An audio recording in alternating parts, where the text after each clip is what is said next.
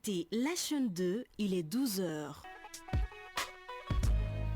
Samedi 3 mai, bonjour et bienvenue aux informations de la mi-journée. Infocité, le journal de l'info de proximité sur la 95.2. Le monde célèbre aujourd'hui la journée mondiale de la liberté de la presse, occasion pour les professionnels des médias d'échanger et réfléchir sur les questions de liberté de la presse et d'éthique professionnelle. Pour en parler, Korotimou Traoré est allé voir certains acteurs.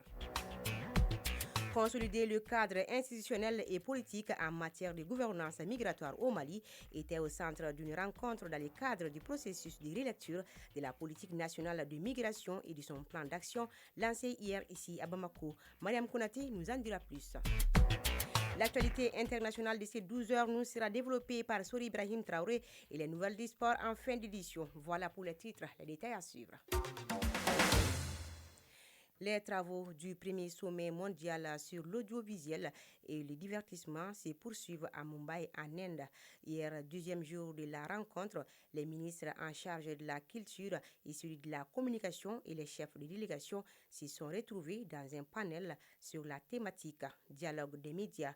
Il s'agissait pour eux d'échanger sur les opportunités qu'offre l'évolution technologique pour améliorer les contenus des médias. À l'issue des échanges, une déclaration avec 13 points de recommandation a été adoptée. Elle réaffirme surtout le rôle primordial des médias et du divertissement dans les changements de comportement et de mentalité. Célébration ce 3 mai de la Journée mondiale de la liberté de la presse. Cette journée offre un espace d'échange aux professionnels des médias à réfléchir sur les questions de liberté de la presse et d'éthique professionnelle. Cette année, elle est célébrée sous le thème « Informer dans un monde complexe, l'impact de l'intelligence artificielle sur la liberté de la presse et des médias ». Kouroutoum Traoré, reportage. Cette année, la Journée de la liberté de la presse se veut un cadre de réflexion entre professionnels des médias sur les menaces et les défis pour la liberté d'expression dans un monde où l'intelligence artificielle émerge dans le journalisme. Cependant, sur le sujet, les idées des professionnels du secteur divergent.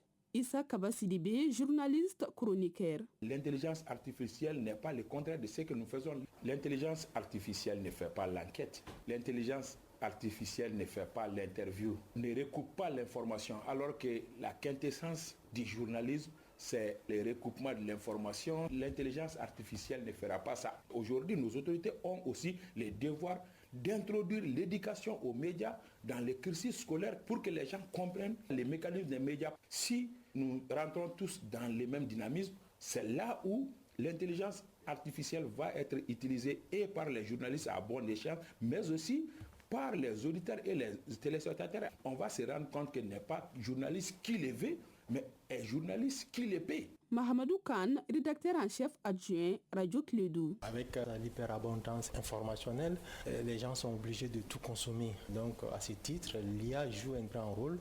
Mais en tant que professionnel des médias, nous nous disons attention, est-ce qu'on doit tout consommer finalement en tant qu'auditeur, téléspectateur et même lecteur? Nous, notre rôle vraiment, on doit plus se limiter au fait qu'on donne de l'information, mais aller au-delà de ça pour contrecarrer tous les schémas liés aux artifices de l'intelligence artificielle. Ousmane Traoré est un jeune journaliste photographe. Dans son métier, l'utilisation de l'intelligence artificielle lui permet d'apporter plus d'innovation à ses œuvres. Avec l'IA, on est beaucoup plus rapide, on est beaucoup plus efficace. Souvent, on n'a pas besoin de beaucoup de moyens pour arriver à des résultats.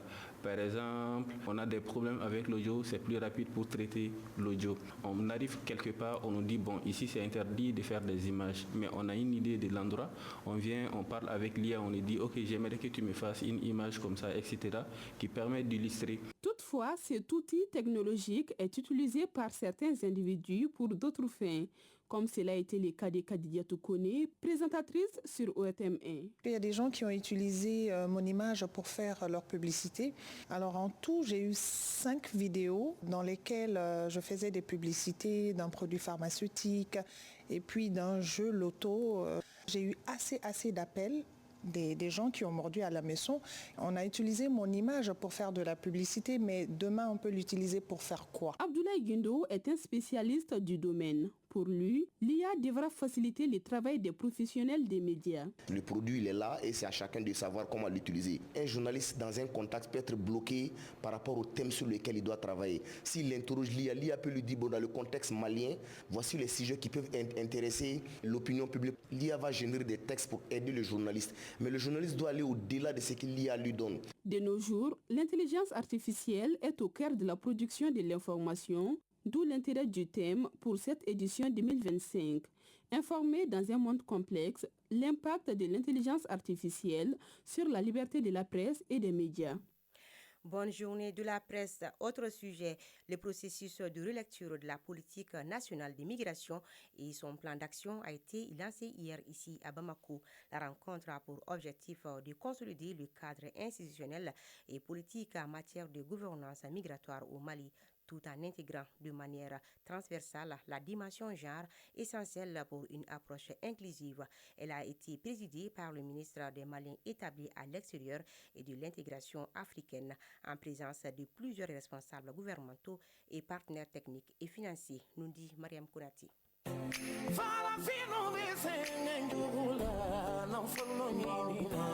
Ce projet de relecture vise à renforcer le cadre institutionnel et politique de la gouvernance des migrations au Mali, en y intégrant la dimension genre. Selon Boulay Keita, conseiller technique chargé des questions migratoires, cette initiative permettra une meilleure prise en compte des réalités actuelles en matière d'immigration. La relecture aujourd'hui a pour objectif de prendre effectivement les nouveaux besoins qui sont apparus de l'essence de la migration en termes de protection et aussi des priorités nationales et régionales et internationales. Mariam Keita et El Hadji Abdoulaye Touré sont des citoyens prêts à soutenir à cette volonté politique. Mariam Keita, participante. Tout ce qui peut aider notre cher pays, le Maliba, on est content d'accompagner ce processus. El Hadji Abdoulaye Touré, participant. Après une dizaine d'années, c'est très normal parce que les conditions de l'immigration ont vraiment changé. Donc il est temps vraiment que nous voyons plus proche les nouvelles solutions, comment vraiment mieux s'organiser. Je pense que vraiment c'est quelque chose de très bien.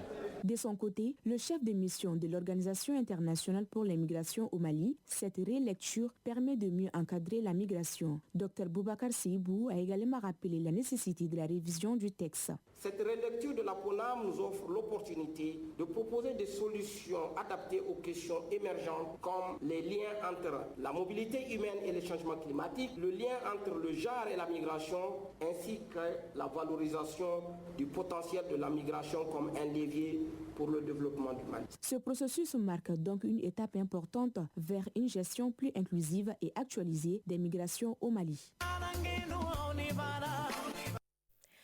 Mamoudou Diko, conseiller à la Cour d'appel de Bamako, est l'invité de l'entretien de la 2 aujourd'hui. Il expliquera dans cette émission certaines terminologies employées dans le domaine de la justice comme le mandat entre autres. Je vous propose d'écouter un extrait de cet entretien réalisé par Samba Sanogo.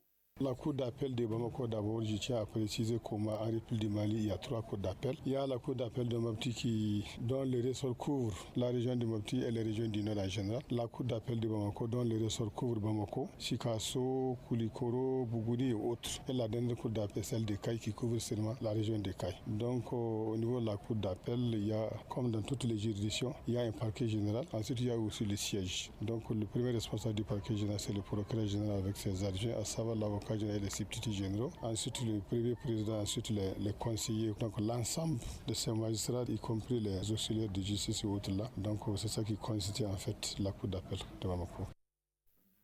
Voilà, nous recevons en direct Souri Ibrahim Traoré pour l'actualité internationale. À présent, le tour d'horizon de l'actualité internationale. Souri, bonjour. Bonjour, Kombakani. Tu nous amènes où? Alors, pour la page internationale, nous allons tout d'abord au Togo.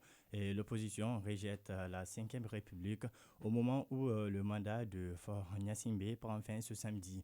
Et c'est également la fin du régime semi-présidentiel que le pays a connu depuis son indépendance. Une nouvelle constitution votée par des députés et promulguée le 6 mai 2024 a basculé le pays dans un régime parlementaire. Avec cette 5e République, il n'y aura plus d'élection présidentielle au suffrage universel direct pour élire le président président de la République selon la Constitution adoptée par référendum par le peuple togolais en 1992.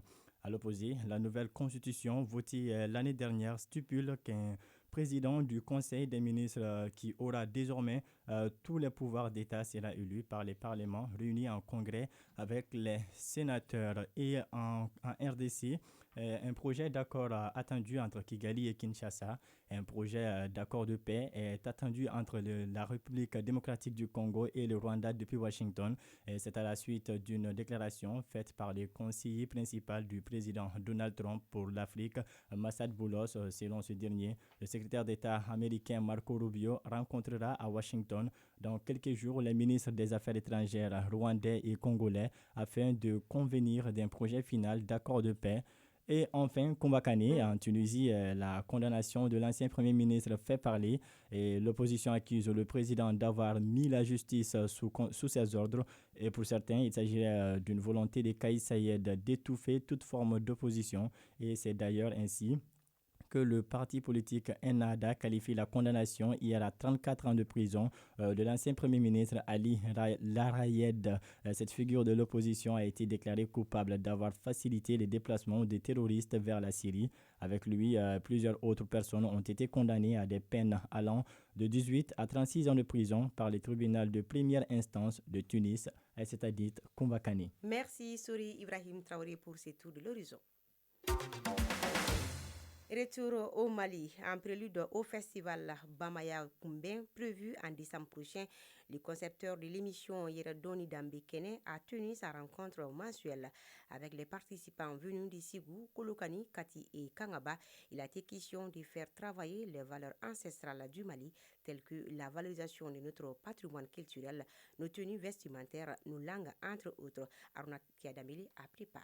Yeradoni Dambekene, autrement dit, espace de dignité et de la connaissance de soi, est un cadre d'échange mensuel qui invite l'homme malien à un retour aux sources, valoriser notre patrimoine culturel, nos tenues vestimentaires, l'art culinaire, nos langues et nos instruments de musique sont entre autres axes au nombre de 9 sur lesquels repose la vision de l'initiateur. Ces différentes rencontres viennent soutenir le festival Bamaya Kumbé qui part des constats. Boubacar Traoré, directeur du festival Bamaya Kumbé. La déperdition de nos valeurs, donc nous avons dit qu'il faut faire quelque chose. On a vu des festivals, mais des festivals qui sont ancrés dans la tradition, il n'y a pas beaucoup. Donc nous avons dit que nous avons un devoir de faire en sorte que les valeurs que nos ancêtres nous ont laissées, de les revivre, de les faire perpétuer, de les donner aux enfants. Donc c'est pourquoi nous avons eu l'idée de créer le festival Bamaya Kumbé. Prennent part à cette causerie débat les autorités coutumières des grands foyers de peuplement Bambara, notamment Ségou, Kolokani, Kati et Kangaba, venus encourager l'initiative. Tchekoura Kone, coordinateur des chefs de quartier de la commune urbaine de Kati. Cet espace, c'est pour nous les autorités coutumières et c'est avec une grande fierté que nous assistons et encourageons l'initiative. Nous invitons tous les participants à transmettre les messages qui seront issus de ces échanges dans nos communes et villages respectifs pour une réelle prise de conscience. Rappelons que le festival Bamaya Kumbé, qui est à sa 2e édition, se tient en décembre sur 5 jours pour faire travailler les valeurs ancestrales selon ses initiateurs. De la culture en sport, les nouvelles du sport, c'est juste après ça.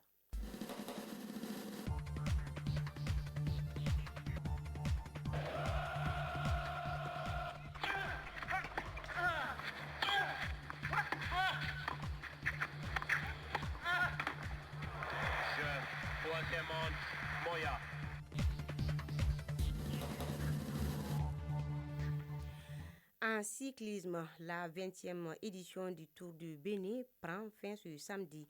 L'équipe nationale du Mali est en train de faire une participation honorable dans cette compétition internationale. En football, sur le continent, la CAN des moins de 20 ans garçons se poursuit en Égypte. Au plan national, le week-end reste essentiellement marqué par la 64e édition de la Coupe du Mali de football. Cette compétition entre dans sa phase décisive avec les demi-finales qui se jouent ce week-end. D'abord, ce samedi 3 mai, le stade Mamadou Konaté sera le théâtre du duel entre le FC Djara et le Stade malien du Bamako. Demain, dimanche 4 mai, le Djoliba AC affrontera l'US Fassa. Pour terminer en basketball, après la 12e journée du championnat, les favoris ont décroché leur ticket pour les carrés d'AES. Voilà l'essentiel de cette actualité.